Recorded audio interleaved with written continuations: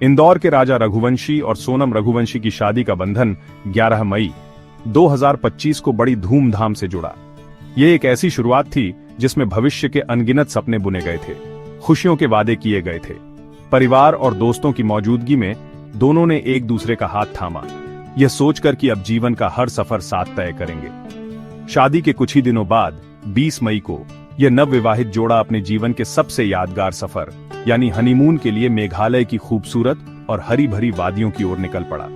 उनकी योजना शिलांग और चेरापूंजी जैसी जगहों को देखने की थी, जहां प्रकृति अपने सबसे सुंदर रूप में मौजूद है। यह यात्रा उनके नए जीवन की पहली सीढ़ी थी, एक ऐसा पल जिसे वे हमेशा के लिए अपनी यादों में सहेजना चाहते थे। मेघालय पहुंचकर राजा और सोनम ने वहां की मनमोहक सुंदरता का आनंद लेना शुरू किया। उन्होंने एक स्कूटी किराए पर ली और बादलों से घिरे पहाड़ों, झरनों और शांत झीलों के बीच घूमने लगे। शुरुआती कुछ दिन किसी सपने की तरह बीते, जहां सब कुछ वैसा ही था जैसा उन्होंने सोचा था। लेकिन यह खुशनुमा माहौल ज्यादा दिन तक कायम नहीं रह सका। 23 मई को जब वे चेरापूंजी के नोंगियात इलाके में एक होमस्टे से चेकआउट करके निकले, तो उसके बाद उनका किसी से कोई संपर्क नहीं हो पाया। उनके फोन बंद हो गए और परिवार वालों की चिंता बढ़ने लगी। यह खामोशी किसी बड़े तूफान का संकेत थी, एक ऐसी अनहोनी की आहट जिसे कोई समझ नहीं पा रहा था। परिवार की बेचैनी तब और बढ़ गई जब दिन हफ्तों में बदलने लगे और राजा सोनम का कोई सुराग नहीं मिला। इंदौर में बैठे उनके परिवार वालों ने स्थानीय पुलिस से संपर्क साधा और मदद की गुहार लगाई। मेघालय पुलिस ने तुरंत कार्रवाई शुरू की और खोजबीन के दौरान उन्हें सोहरारिम के पास उनकी किराए की स्कूटी लावारिस हालत में मिली। स्कूटी का मिलना इस बात का सबूत था कि वे इसी इलाके में थे, लेकिन वे खुद कहां थे, यह सवाल और भी गहरा हो गया। अपहरण की आशंका से लेकर किसी दुर्घटना तक हर तरह के विचार मन में आने लगे। एक खूबसूरत हनीमून का सफर अब एक रहस्यमय गुमशुदगी की कहानी में बदल चुका था, जिसने सभी को चिंता में डाल दिया था। इस कहानी का सबसे दुखद मोड़ 2 जून को आया, जब कई दिनों की तलाश के बाद पुलिस को बाइसाबडोंग झरने के पास एक गहरी खाई से एक शव मिला। पहचान करने पर यह शव राजा रघुवंशी का निकला। जो परिवार अपने बेटे के सुरक्षित लौटने की प्रार्थना कर रहा था, उस पर दुखों का पहाड़ टूट पड़ा। हनीमून की खुशनुमा यादें अब मातम में बदल चुकी थी। राजा का शव मिलना इस बात का स्पष्ट संकेत था कि यह सिर्फ एक गुमशुदगी का मामला नहीं, बल्कि एक सोची समझी हत्या थी। सोनम अब भी लापता थी, जिससे मामला और भी उलझ गया। मेघालय की शांत वादियां अब एक खौफनाक अपराध की गवाह बन चुकी थीं, जिसकी सच्चाई सामने आना अभी बाकी था। राजा का शव मिलने के बाद मेघालय पुलिस ने इस मामले को एक साधारण गुमशुदगी से हटाकर हत्या की जांच के तौर पर देखना शुरू कर दिया। शुरुआती जांच में सोनम को एक पीड़ित के रूप में देखा जा रहा था, जो शायद खुद भी किसी खतरे में थी। लेकिन जैसे जैसे पुलिस ने कड़ियों को जोड़ना शुरू किया, कहानी का रुख पूरी तरह से बदल गया। पुलिस की जांच का सबसे पहला और बड़ा खुलासा सोनम के प्रेम संबंध के रूप में सामने आया। पता चला कि सोनम का राज कुशवाहा नाम के एक व्यक्ति के साथ प्रेम प्रसंग था और यह रिश्ता शादी के बाद भी जारी रहा। यह जानकारी मिलते ही पुलिस का शक सोनम की तरफ गहराने लगा और कहानी में एक नया मोड़ आ गया, जिसने हनीमून की पूरी तस्वीर ही बदल दी। पुलिस ने जब राज कुशवाहा से पूछताछ शुरू की और तकनीकी सबूतों की जांच की, तो एक खौफनाक साजिश का पर्दाफाश हुआ। पुलिस के अनुसार सोनम ने अपने प्रेमी राज कुशवाहा के साथ मिलकर राजा को रास्ते से हटाने की योजना बनाई थी। यह योजना हनीमून यात्रा से पहले ही तैयार कर ली गई थी। मेघालय जैसी दूर की जगह को इसलिए चुना गया ताकि किसी को शक न हो और हत्या को एक दुर्घटना या अपहरण का रूप दिया जा सके। यह एक ऐसी साजिश थी जिसमें प्रेम, धोखा और क्रूरता की सारी हदें पार कर दी गई थी। पुलिस ने बताया कि राज कुशवाहा इस साजिश का मुख्य सूत्रधार था, जिसने हत्या को अंजाम देने के लिए भाड़े के हथियारों का इंतजाम किया था। इस साजिश को अंजाम देने के लिए राज कुशवाहा ने अपने 3 साथियों विशाल चौहान, आकाश राजपूत और आनंद कुर्मी को काम पर लगाया था। 1 विशाल चौहान, 2 आकाश राजपूत, 3 आनंद कुर्मी। इन तीनों को राजा की हत्या करने के लिए मेघालय भेजा गया था।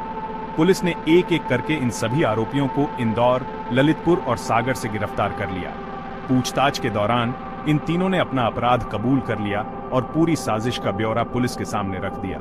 उन्होंने बताया कि सोनम ने ही उन्हें राजा की हत्या करने के लिए कहा था और वे योजना के तहत हनीमून के दौरान ही मेघालय पहुंच गए थे। यह कबूलनामा इस मामले का सबसे बड़ा सबूत साबित हुआ, जिसने सोनम को पीड़ित से मुख्य आरोपी बना दिया।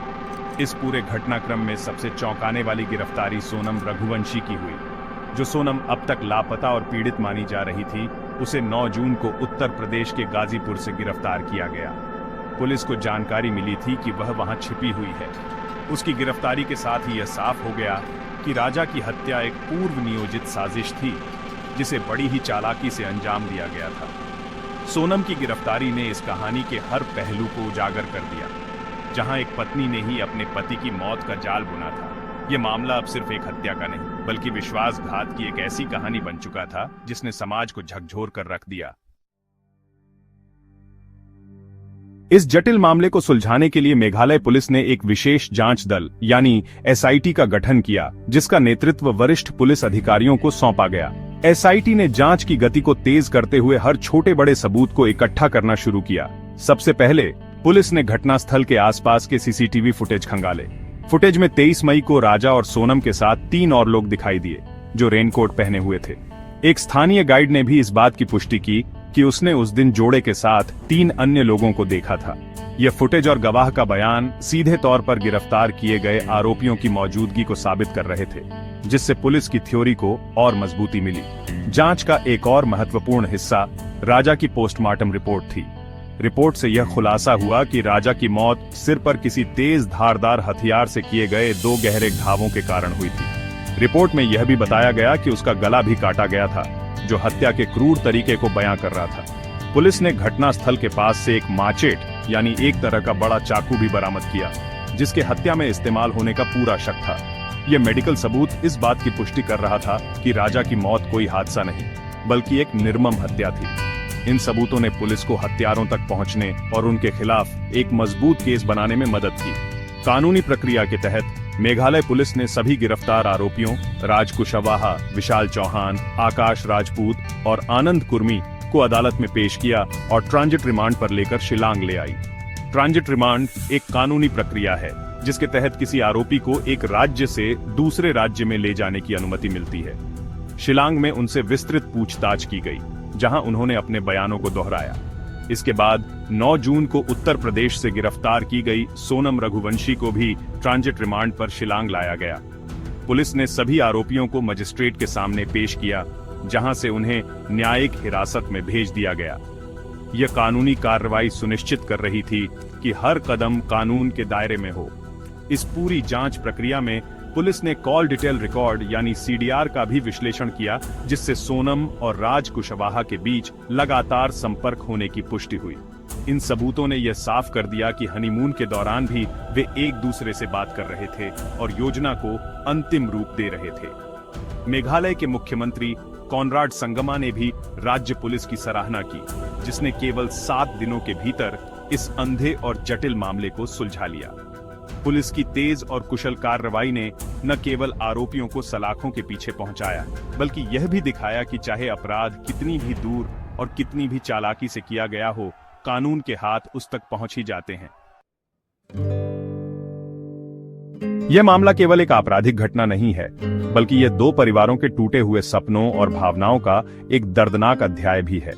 एक तरफ राजा का परिवार है, जो अपने बेटे को खोने के गहरे सदमे में है। राजा की मां उमा रघुवंशी का दर्द उनके शब्दों में साफ झलकता है। उन्होंने मीडिया को बताया कि राजा इस हनीमून पर जाना ही नहीं चाहता था, लेकिन सोनम के बार बार जोर देने पर वह तैयार हुआ। उन्होंने यह भी खुलासा किया कि सोनम ने मेघालय जाने के टिकट तो बुक किए थे, लेकिन वापसी का कोई टिकट नहीं था, जो इस साजिश की ओर इशारा करता है। उमा रघुवंशी ने अपनी बहू सोनम के लिए फांसी की सजा की मांग की है। उनका कहना है कि अगर वह दोषी है तो उसे सबसे कठोर सजा मिलनी चाहिए। दूसरी ओर सोनम का परिवार है, जो अपनी बेटी को निर्दोष बता रहा है। सोनम के पिता का दावा है कि उनकी बेटी को फंसाया जा रहा है और पुलिस एक मनगढ़ंत कहानी बना रही है। वे इस बात पर विश्वास नहीं कर पा रहे हैं कि उनकी बेटी ऐसा कुछ कर सकती है। उन्होंने इस पूरे मामले की निष्पक्ष जांच के लिए सीबीआई से जांच कराने की मांग की है।